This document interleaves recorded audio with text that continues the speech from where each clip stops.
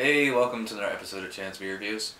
Getting towards the last week of April here, and I just realized I haven't done a Belgian beer review yet this month. So I thought, why not do a Trappist one? And this is a Trappist one I've never had before. This is probably the least popular of the Trappist monasteries. This is the Trappist Achel, I believe this is pronounced. No description about it. It does have a date of December 20th, 2012. But as you can see, it's a triple, so it pours an orange, kind of like an IPA kind of orange, very hazy, huge head on there, which is actually quite surprising. Carbonation streaming off the bottom of the glass. It's actually been, I don't know, about 5-10 minutes since I poured this, and it's really hanging in there. I could smell it as soon as I popped the cap, and yeah, it's classic Trappist triple. Lots of, it's that first of all, it's that Belgian yeast. You know it right away. Second of all, lots of great fruit on this one. Like tangerine, kind of like the orangey and kind of green kind of fruits, maybe, pear and white grape. Definitely more of like the fruity, like it's genuine like fruit kind of smell. It's not white wine like a lot of the Belgian pales and stuff. Again, this is a triple, not a Belgian pale or a blonde or anything, despite the name. It's pretty big at 8%.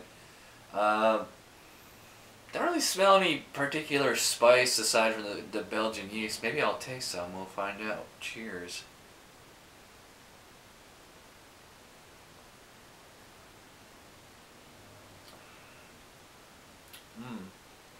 Yeah, that's good.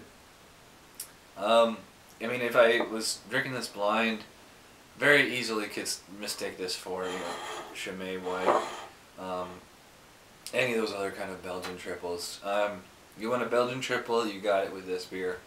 First of all, the foam really fills your mouth, so you just kind of get like that Belgian-y yeastiness in your mouth. Then you get the kind of fruitiness through the middle. It's actually quite refreshing at the time. Like when I started the nose, kind of like the green fruits, kind of the orange kind of citrusy fruits, but without the tartness, without the like acidity. More like instead of like an actual orange flesh, it's more like, orange peel.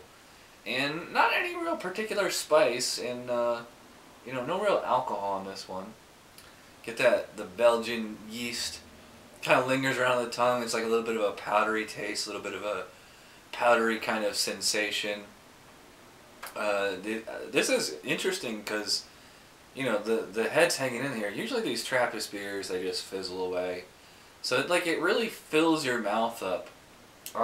It's quite, it's quite peppery. As I can still see that it's, got that really tiny carbonation bubbles going, but I can still see them.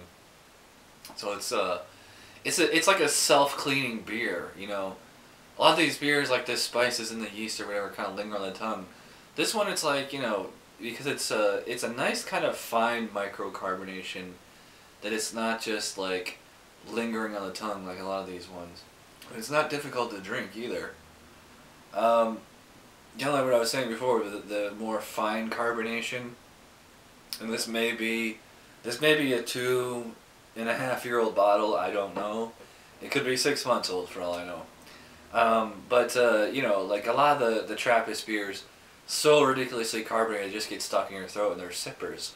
This one is not. I can throw this back pretty easily. Kind of, if I, really collect the tongue on the roof of my mouth, kind of keep pulling more, like, kind of fruit rind off of it. Kind of like lemon peel, orange peel. Maybe like a hint of, like, banana or clove. Not as much with this one as with some other Belgian beers and things like that. And, I still got quite a lot of beer in the bottle here, so let's get the rest in here.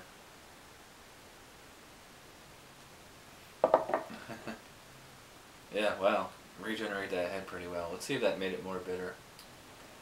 Yeah, I definitely added some bitterness, a little bit more dryness, but it's not like that, it's not like that astringent or tang kind of yeasty bitterness you tend to get a lot of these Belgian and other types of, you know, bottle conditioned beers. It's just making it a little bit more, it's a little more bitter, a little more sharp, but nothing that's throwing off the palate.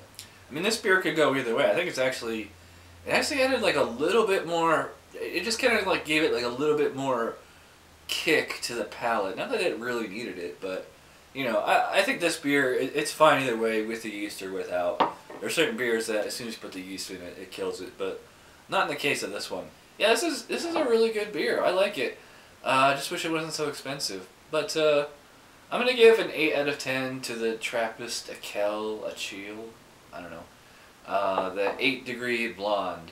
I know they have a few different beers. They're all very expensive, so you might have to. It might be a couple years till I get back to this brand. So, anyways, that does it for this episode of Chad's Beer Reviews. Thanks for watching. I'll see you next time. Cheers.